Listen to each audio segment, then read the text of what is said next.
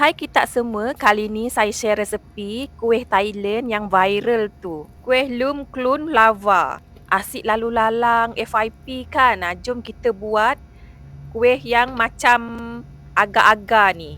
Tekstur yang warna pink tu lebih kurang macam agar-agar, tapi yang color putih tu memang sedap lah, berlemak, berkrim.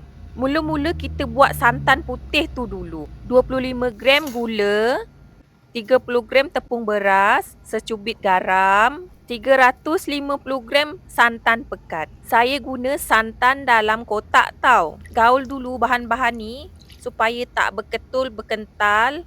Kalau dah betul-betul sebati baru korang boleh masak lah. Masaklah sampai santan ni pekat likat macam saya buat dalam video ni.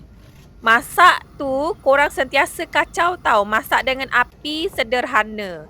Kalau dah masak likat pekat macam ni, bolehlah korang tuangkan dalam piping bag dan ketepikan dulu bagi sejuk. Jom buat bahagian luar dia pula. 60 gram tepung kacang hijau, 100 gram gula, 600 gram air dicampur dengan warna. Warna ni korang boleh gunalah apa warna yang korang suka. Gaul bagi sebati bahan-bahan ni. Kalau dah sebati macam ni, barulah korang boleh masak sampai adunan ni pekat likat macam saya buat dalam video ni. Kalau dah pekat likat macam ni, tandanya adunan kita dah siap. Bolehlah korang tutup api. Lepas tu, bolehlah tuang ke dalam acuan macam saya buat dalam video ni tau. Acuan ni saya tak sapu dengan minyak tau.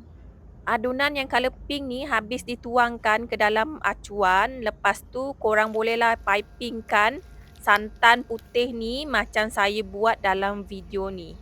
Pipingkan masa adunan yang colour pink tu masih panas tau. Kalau kita pipingkan masa adunan yang colour pink tu dah sejuk, nanti jadi keras dan susah lah. Ketepikan dulu dan rehatkan selama 1 jam. Ini untuk topping kacang hijau yang telah digoreng garing. Saya buat rendam dulu kacang hijau tu. Lepas tu korang rebus.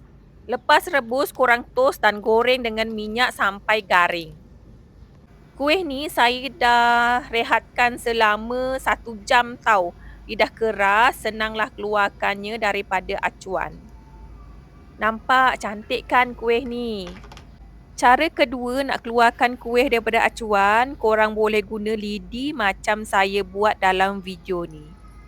Paper cup tu untuk alas bawahnya, kalau boleh lah korang guna yang jenis aluminium foil. Kalau yang kertas macam ni macam tak berapa sesuai lah.